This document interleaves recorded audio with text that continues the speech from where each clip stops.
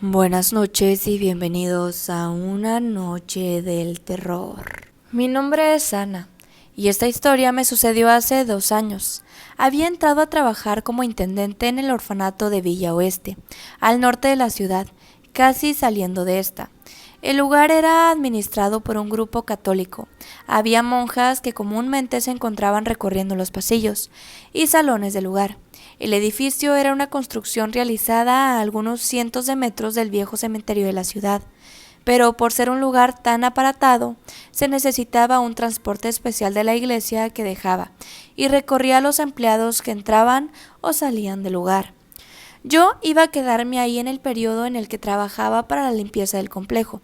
Por eso mismo llegaba con mis maletas, a instalarme en el orfanato que por los siguientes meses sería mi hogar, pues el trabajo era temporal y mi contrato duraría desde abril hasta octubre del mismo año, pues la agencia de servicios de limpieza a la que pertenezco nos rota cada cierto tiempo de lugar de trabajo, esto para mantener mayor eficiencia entre sus empleados.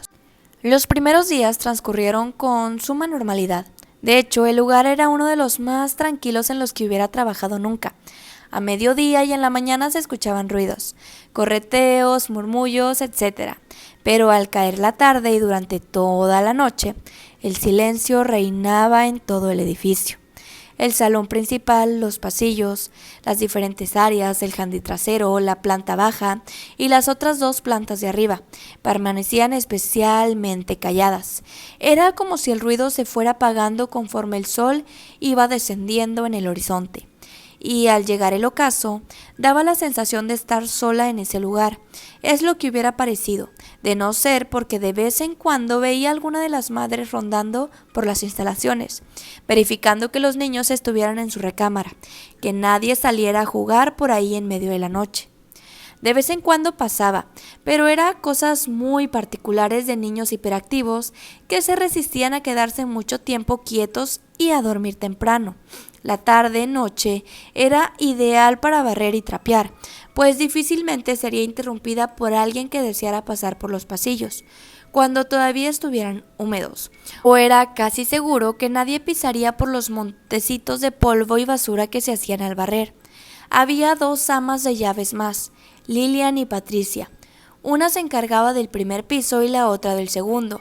Yo de planta baja, donde tenía mi habitación para mí sola, la cual hacía que casi nunca nos encontráramos.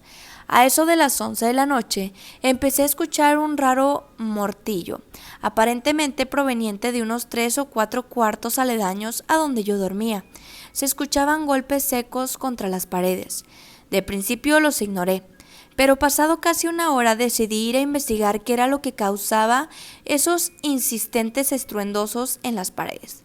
Lo más extraño es que al acercarme a la dirección donde pensé que provenían los ruidos, este sonido cambiaba de ubicación súbitamente, sin que yo me diera cuenta que el rumbo se movía de punta A hacia punta B.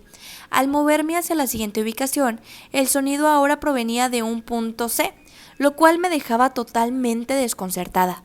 Era como si alguien estuviera moviéndose entre las paredes y no necesitara de los corredores para desplazarse. Unos días después supe que el orfanato había recibido una niña nueva, una pequeña de 8 años de edad. Desde la primera vez que la vi me pareció sumamente extraña. Su piel tenía un aspecto gris y su mirada casi siempre estaba desencajada, pero nunca quise prestarle mucha atención o arriesgarme a que ella me descubriera observándola fijamente, pues sería algo inapropiado de mi parte.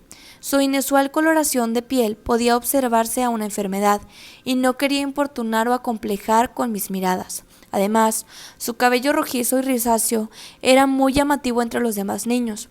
Cuando caminaba en grupo, aquella bolita de cabello color zanahoria resaltaba entre los demás cabelleros oscuros o castaños.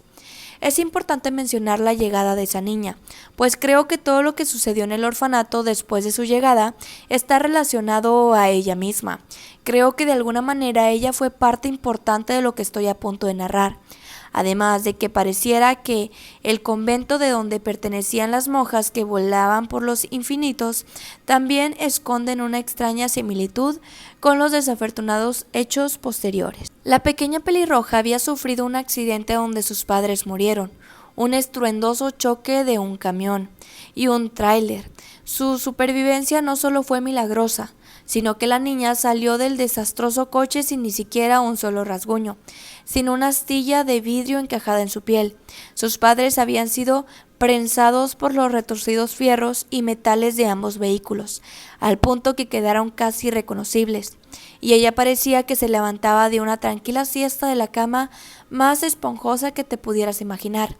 La niña no tenía tíos, abuelos o familia cercana, por lo que fue a parar al orfanato. Fue después de la llegada de ella que empecé a escuchar los martillos en las paredes, esos extraños sonidos que se desplazaban por algunos lugares etéreos del orfanato.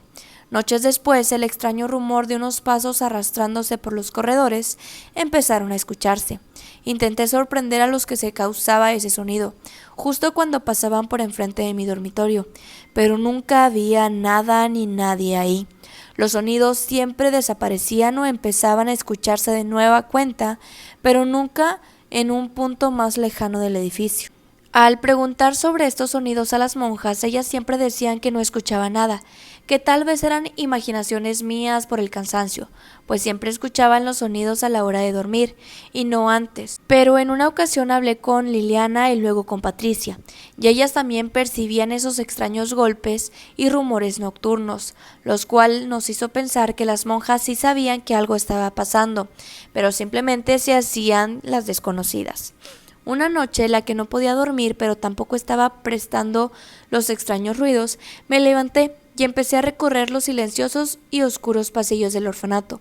Entonces pude ver cómo al final de uno de los corredores se perdía una pequeña oscura silueta. La seguí siendo especialmente cuidadosa con ocultar mi presencia y cuidando que mis pasos no se escucharan al llegar al final. Dicho corredor contaba con una sola de lectura amplia. A unos 6 metros de mí estaba la niña, pegada al rincón del lugar. Recorría lentamente las paredes que estaban a centímetros de su rostro con sus manos. Parecía estar intentando sentir algo más allá de las paredes, como tratando de palpar algún objeto que sintiera en el muro, alguna protuberancia que se encontrara ahí. Yo me escondía detrás del marco del final del pasillo. Asomaba mi cabeza lo menos posible, solamente lo suficiente para poder ver qué es lo que estaba pasando. No podía ver el rostro de la niña, pues en todo momento me daba la espalda.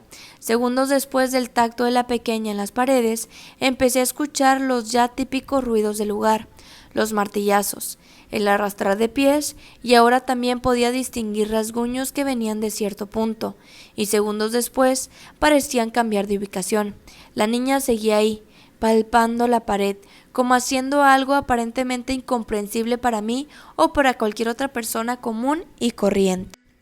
Después de unos minutos que se sintieron como una eternidad, la presencia de una monja que salió de la puerta de enfrente a mí, a pocos metros de la niña, casi me hace dar un grito del terror, pues apareció gradualmente y parecía llevar rato ahí parada, pero yo no me había percatado de su presencia. Por algunos segundos me puse a pensar si me había visto, pues no alcanzaba a ver su cara debido al hábito, pero no me vio. Lo supe porque se quedó de pie ahí, al marco de la puerta donde apreciaba a la niña. Dejó de tocar las paredes y se fue junto a la monja. Se tomaron de la mano y caminaron hasta perderse en la profunda oscuridad de las alfombras y solitarios pasillos nocturnos del orfanato. Traté de seguirlas, pero llegó un momento en el que hicieron más lento y apaciguado su paso, como con sospechas de estar siendo perseguidas, lo cual me causó una ansiedad horrible por ser descubierta, y no tuve el valor de continuar ascendiéndolas, por lo cual decidí regresar a mi habitación. Los sonidos siguieron hasta altas horas de la madrugada, y esa noche no pude dormir nada. Pasaron semanas y empecé a notar algo extraño. Nadie iba a adoptar. No había personas ajenas que entraran a las instalaciones. El orfanato era una vieja mansión que se adecuó para fungir como este lugar de asilo para infantes sin familia. Pero supongo debe de haber alguna oportunidad mayor a las monjas que vayan y revisen cada cierto tiempo para saber que todo está en correcto funcionamiento, pues esto nunca pasó. Lo más extraño que empecé a notar es que los niños empezaban a ser diferentes, no en cuanto a su actitud o algo por el estilo, es que simplemente había niños que de un día a otro ya no estaban, y empecé a notar que también caras nuevas que no me di cuenta nunca cuál fue el momento en el que ingresaron. Era como si los y las niñas del lugar cambiaran constantemente, sin que yo me diera cuenta, sin ver cuándo se los llevaban y cuándo ingresaban otros. Era todo sumamente extraño y confuso en ese momento, pues no sabía el horrible destino que los pobres infantes sufrían, y cada noche recuerdo esto. Deseo haberme quedado sin descubrir lo que pasaba en ese horrible. No podía dejar de pensar en lo que había visto esa noche. Sabía que había algo ahí, que de alguna manera las monjas estaban ocultando algo, por lo que decidí esconderme debajo de la mesa de la sala de cultura, ocultando por la manta de esta misma. A la medianoche vi llegar a la niña, como hace semanas lo había hecho. Se puso a tocar de igual manera las paredes, y los sonidos empezaron a hacerse presentes. Luego llegó la monja que parecía acompañarla hacia algún lugar. La seguí, esta vez luchando contra mi constante miedo de ser descubierta, o de descubrir lo que estaba pasando en ese lugar. La monja y la niña bajaron por unas escaleras de servicio hacia el sótano del lugar, lo cual tenía estrictamente prohibido ingresar, pues la madre comentaba que el lugar se había adecuado para servir como una bodega donde guardaban material santo de la iglesia, y que entrar o intentar hacerlo causaría nuestro despido inmediato. La monja y la niña ingresaron y cerraron una puerta metálica detrás de ellas. Ese fue el obstáculo que me impidió continuar. No pude seguir, pues la puerta me lo impedía, y la consejera no se nos había otorgado una llave de ese lugar. De todos los demás sitios sí, pero de ese en particular, nunca. Pasaron algunos días y logré hacerme una copia de una de las llaves que daba acceso al sótano, lo cual fue enormemente difícil, pues había un manojo de llaves de donde se encontraba la que estaba buscando. Tuve que aprovechar el descuido de unos cuantos segundos de la madre que resguardaba las llaves, para tomar el manojo entero y posteriormente comprar las llaves que ya tenía yo, y encontrar esa pieza que era diferente a todas las demás. No pude compararlo, pero creo que todas las monjas guardaban una llave que da al sótano, pero de quien yo la tomé, la madre Leti, me parecía aterradora.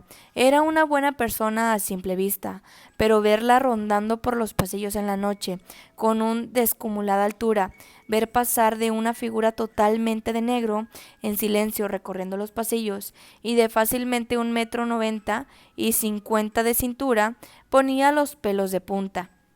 Leti tenía un rostro fino y delicado, el de una mujer en sus 30, pero había un detalle que yo nunca logré pasar por alto. Ella siempre ocupaba sus manos en su hábito, cosa que los demás monjas nunca hacían. Un día, en un descuido suyo, logré ver sus manos. Eran sumamente extrañas, pues no coincidían con la piel de su rostro. Sus extremidades eran las de una anciana de unos 90 años, y pensé que tal vez tenía una enfermedad extraña en la piel, por lo cual no le dije nada a nadie respecto a esto. Sin embargo, creo que Leti no era la monja que acompañaba a Beta hacia el sótano, pues esta otra persona era considerablemente más bajita, y su andar era distinto. No era tan cuidadosa como el de la madre Leti. La monja desconocida, cuando caminaba, se balanceaba un poco a los lados, lo cual me daba la impresión de estar viviendo a una anciana. Aunado a que no había ancianas entre las monjas, esto resultó ser un misterio más que no pude resolver. Lo logré, pero en cuanto la madre resguardaba las llaves se dio cuenta que éstas se perdieron. Fue como si hubiera entrado en un protocolo de seguridad estricto, de donde se ponían a revisar todos los cuartos y los rincones donde se pudieran esconder esta monja de llaves. Y claro, los principales sospechosos eran los encargados de limpieza. Logré resistir la presión de ser descubierta. El suelo era de madera y en mi habitación había una tabla que no estaba bien encajada, la cual hacía una especie perfecto para tener algo oculto ahí. Eso era mi escondite para las llaves robadas. Luego las monjas dejaron de hacer tanta presión sobre nosotros y empezaron a sospechar de los niños más hiperactivos del orfanato, lo cual me dio libertad para escabullirme de nuevo por las madrugadas y rondar el área donde estaba el acceso hacia el sótano. Una noche de agosto, cuando los sonidos y la madrugada ya estaban presentes, me levanté y salí de mi habitación. Mientras caminaba por la oscuridad de los corredores de la misión, escuché un tenue susurro a mis espaldas. Me di la vuelta, pero no había nadie ahí. Tal vez el nerviosismo de estar haciendo algo de ser descubierta iba a costarme fácilmente mi trabajo. Peor, viendo lo que pudiera duplicar ese lugar. Estoy seguramente que no hubiera salido con vida de ahí, pues mi ignorancia ante la situación me mantenía ajena a las reales consecuencias que pude haber enfrentado. Fui a la puerta que daba hacia el sótano, con la llave robada. Pude abrir la puerta y silenciosamente me introduje en el lugar. La puerta metálica era muy pesada. Me di cuenta anteriormente que había que levantarla un poco para que no hiciera ruido, y me tardé algunos minutos, pero pude adentrarme sin hacer el más mínimo ruido con las viejas bisagras, que unían la puerta a su marco de un metal semioxidado, despintado y vetustoso. Di algunos pasos entre la penumbra de los pasillos subterráneos de la vieja mansión, y más temprano que tarde la luz de algunas velas llamó mi atención. Al llegar al área principal del sótano pude ver a unas 12 monjas reunidas en un semicírculo, al lado de ellas Beth acompañándolas, con velas a su alrededor. A la izquierda del lugar una pila de cuerpos de pequeños desvividos. Todos eran cadáveres, no había ninguno con vida, o que se notara consciente, pero lo peor de todo es lo que hacían con estos niños. Frente al semicírculo de las monjas yacía lo más extraño, aterrador y grotesco que he visto en toda mi vida, una masa amorfa, gigantesca de carne viva y palpitante, unida a la pared. Parecía un órgano expuesto, pero de dimensiones enormes. Había un leve respiro proveniente de esa cosa. Había también una especie de arteriz o tentáculos que salían de esto y se conectaban a las paredes y al techo del sótano, y parecía extenderse por debajo de toda la mansión. La amalgama de carne tenía un grupo de dientes y colmillos alrededor de lo que parecía ser una boca gigante, donde las monjas echaban los cuerpos inertes de los infantes. La criatura procedía a masticarlos lentamente, pulverizándolos en cuestión de segundos. Me quedé absolutamente aterrorizada. Estuve a punto de gritar y salir huyendo, pero de alguna manera logré mantenerme en calma. Había visto suficiente. Salí del sótano y dejé la puerta cerrada, tal como me la había encontrado. Luego fui a la cocina, tomé un trapo y unos cerillos. Le prendí fuego al trapo y lo dejé debajo de las cortinas de la ventana que daba hacia el patio de la cocina. Salí corriendo y bajé la alarma contra incendios. Empecé a despertar a los niños para sacarlos del lugar rápidamente y vi a Liliana y a Patricia hacer lo mismo con los pequeños del primero y segundo piso. En cuestión de minutos había logrado sacar a casi todos los niños del lugar, casi porque faltaban los del cuarto más apartado del lugar. Volví a entrar a buscar a los niños faltantes, y para este punto el incendio ya había avanzado. Pude ver cómo debajo de las paredes había una materia viva, una especie de carne roja que se movía pero también que se consumía con el fuego. Encontré a los niños faltantes y los saqué del lugar, pero ellas aparecieron justo al final, casi cuando la casa estaba por consumirse totalmente entre los abrasadores e impecable fuego. Llegaron los bomberos y apagaron el incendio. El orfanato quedó totalmente en ruinas. Tal vez fue una decisión demasiado imprudente de mi parte, pero no sabía qué más hacer. No sabía de qué manera detener esto que llegué a observar con mis propios ojos. ¿A quién se lo iba a contar? Nadie me iba a creer lo que vi. Era demasiado. Si alguien me lo hubiera platicado a mí, estoy totalmente segura de que no hubiera creído ni la mitad, ni del relato, ni de lo que había ahí abajo en ese sótano. Ahora que lo pienso con más detenimiento, las monjas siempre tuvieron una actitud muy extraña. Era como si todo el tiempo estuvieran a la defensiva, tratando de esconder algo. No me daba cuenta o tal vez lo dejaba pasar, pero así fue desde el principio. Además, que ellas no tenían estrictamente prohibido hablar con los niños. Era algo por demás extraño que no tenía fundamentos. Luego está lo que vi entre las paredes y los techos del orfanato. Cuando éste se encendió en llamas, esa carne entre las paredes, eso que aparentemente respiraba y que estoy seguro que era el responsable de los sonidos que podía escuchar casi todas las noches, era la cosa que vi en el sótano. Todo estaba conectado a ella, y no sé a qué tipo de ser pertenezca, y estoy seguro de que no lo quiero averiguar. Los niños que se quedaron sin techo fueron trasladados a un centro de ayuda gubernamental, el cual les dio asilo, algo que me hizo tranquilizarme, pues ya no estarían a la disposición de las monjas, que los utilizaban como alimento para un extraño ser de dimensiones absurdas y de una especie desconocido para el ser humano. Posteriormente, en el centro de ayuda donde se estaban quedando los niños, pude notar que faltaba alguien. No había visto a Beth, De hecho, después de hacer memoria y pensarlo con detenimiento, ni siquiera la vi salir de la mansión en llamas. Pregunté por ella y lo más raro de todo es que nadie la recordaba. Todos desconocieron a una pequeña de piel algo gris, mirada desencajada y cabello chino y rojizo. Parecía ser yo la única persona que vio a Beth en ese horrible lugar, en el orfanato que espero que deje enterrados secretos que nadie debería de descubrir. Eso fue todo por el video de hoy, espero que les haya gustado. Recuerden que estoy recopilando sus historias, vivencias o alguna historia que tengan por ahí escrita que me quieran compartir. Me la pueden mandar al correo electrónico que está abajito en la cajita de información. Y sin nada más que decir, espero que estén teniendo unos dulces sueños.